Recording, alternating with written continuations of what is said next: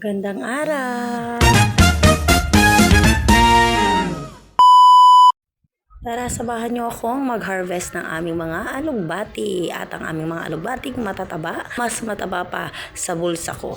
Char! At ito na nga no, ang dami ko nang pinagkukuha dyan. Alam nyo, sa totoo lang, ngayon na lang namin ulit dyan natalbusan dahil ang sabi ni Dudong, payabungin daw muna kasi naaagad namin. Ngayon naman sumobra na siya sa dami at kaya talaga namang namutik-tik po talaga ang aking lalagyan dyan. At kung makikita nyo ay napakataba at talaga namang napakalusog ng aming mga alugbati. Ayan, ang dami. At anong gagawin dyan? Iluluto dahil atin niyang ihahain. Pero tingnan mo ang aking aso. Akala niya pagkain niya na yan. Hindi niya alam, hilaw pa yan. At samahan nyo ako na himayin ito bawat isa at fast forward na nga natin to para mabilis tayo, no? Siyempre, hindi naman natin pwede lutuin yan ng hindi natin hinihimayan. Kailangan natin yang isa-isahin at kailangan nating tingnan bawat dahon yan kung may dalaw yan. O kala mo babae lang dinadalaw buwan-buwan. Hindi po, may dalaw din po araw-araw ang mga dahon-dahon. Kaya kailangan malinis sa malinis at sigurado po talaga nga walang iba po nga makakain dyan. Baka magkaroon na ibang sahog yan. Char! So, ang plano ko nga niyan ay igigisa ko na lang siya sa sibuyas at bawang. Tapos, lalagyan ko lang ng tokwa. So, nagpaplano na ako na magpabili ng tokwa dyan sa anak ko, no? Maghihiwa na lang ako ng sibuyas, bawang at pagkatapos nga, syempre, isi-set aside natin yan. Saka natin huhugasan. At habang hinaantay ko ang pagdating ng tokwa, ayan, hiniwa-hiwa ko na nga rin ang ating sibuyas at bawang para mamaya ay ipiprito na lamang ang ating tokwa. Tapos, hihiwain. Saka natin siya igigisa. Ayan. At diba, napakasimple lamang naisip kong ulam pero sigurado ako na talaga namang pangmalakasan yan at solve na po talaga ang buong pamilya niya.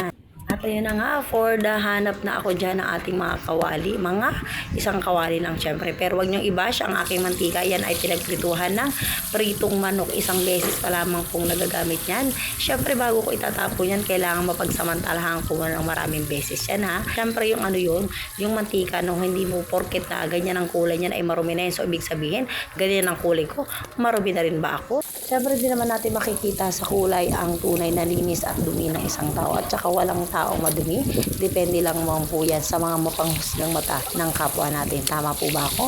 Opo, lahat po ng tao ay pantay-pantay sa paningin po ng mahal nating Panginoong Diyos. Tama po ba? At yun na nga, habang inaantay natin na maluto ang ating pinipritong tokwa, ay ako po ay nagsha-shoutout po sa lahat ng aking followers dyan. Maraming salamat. Opo, at kung taga saan man po kayo, paki-comment po kung anong probinsya po ang narating ng ating video. At isa pong masigabong palakpakan po para sa lahat.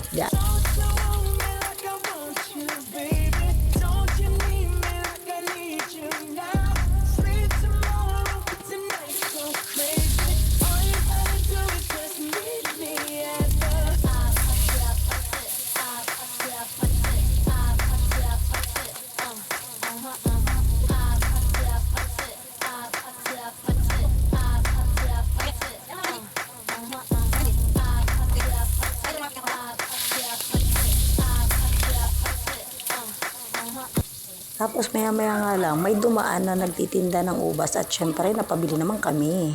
Ayan! Ang pupula, ang lalaki at talaga namang napakasarap. Sobrang tamis, promise. Legit na legit. Hindi ko pinagsisihan. 120 isang kilo po. Dumaan po yan dito sa tapat ng bahay namin. Inalok. At ayun na nga, unang tikim first bite ay talaga namang mapapasabi ka ng thanks God sa araw-araw na binigay niyong pagkain para sa amin. At isa pang malaki, sobrang laki niyan. Oh. Ayun, diba? Ang laki-laki. Yun, talaga namang hirap na hirap akong kainin yan. Mapapasabi ka na lang talagang isa pa nga. At bumalik na nga tayo sa pagluluto, no? Hindi na tayo mayari-yari dito. Pero yung mga nauna nating luto dyan ay hinihiwa na yan kasi isasahog nga natin yan sa ating gulay na alugbati. Ayan po, no? Disclaimer lang, no, yung aking mga kinain kanina na ubas ay lahat yun ay hinugasan pong maigi.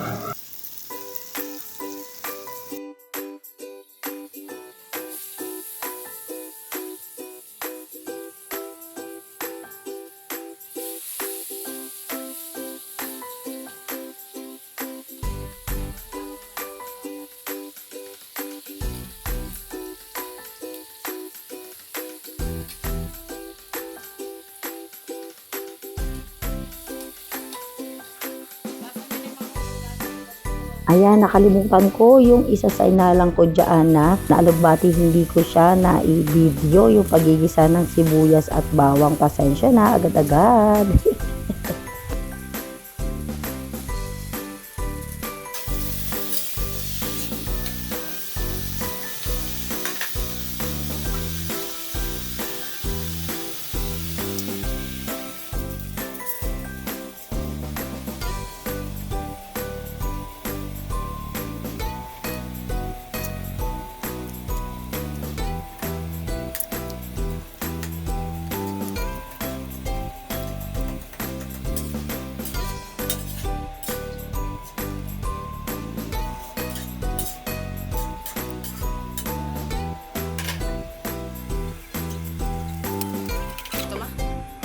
At katulad ka ng matagal na pag-aantay, nakaluto na. At syempre, anong kasunod niya? Kakain na! Tara na, kakain na tayo! Magsasanin nga muna pala ako ng pangbaon ng anak ko. Yun, syempre nag-iba ako ng gulay, syempre ng tokwa, at nagsandok na rin ako ng kanin para sa kanya. Ihahatid namin to sa kanya mamaya. Syempre nilagyan natin niya ng ubas para may ubas din siya. Pero nilagyan din natin niya ng sausawan niya, no? Huwag kayong mag-alala dyan, may sausawan po ang kasama niyan. At itabi muna natin yan dahil kami muna ang kakain.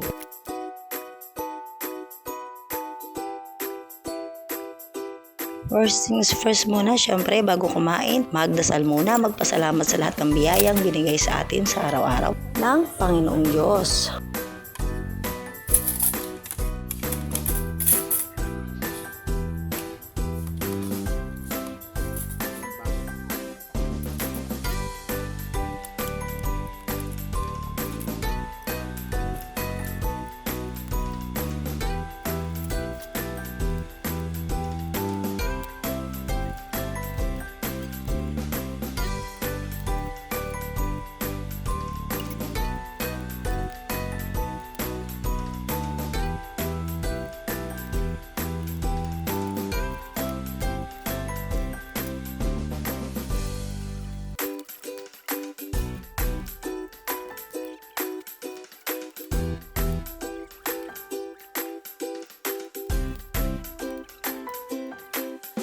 Okay, thanks for watching. See you again next time. Bye!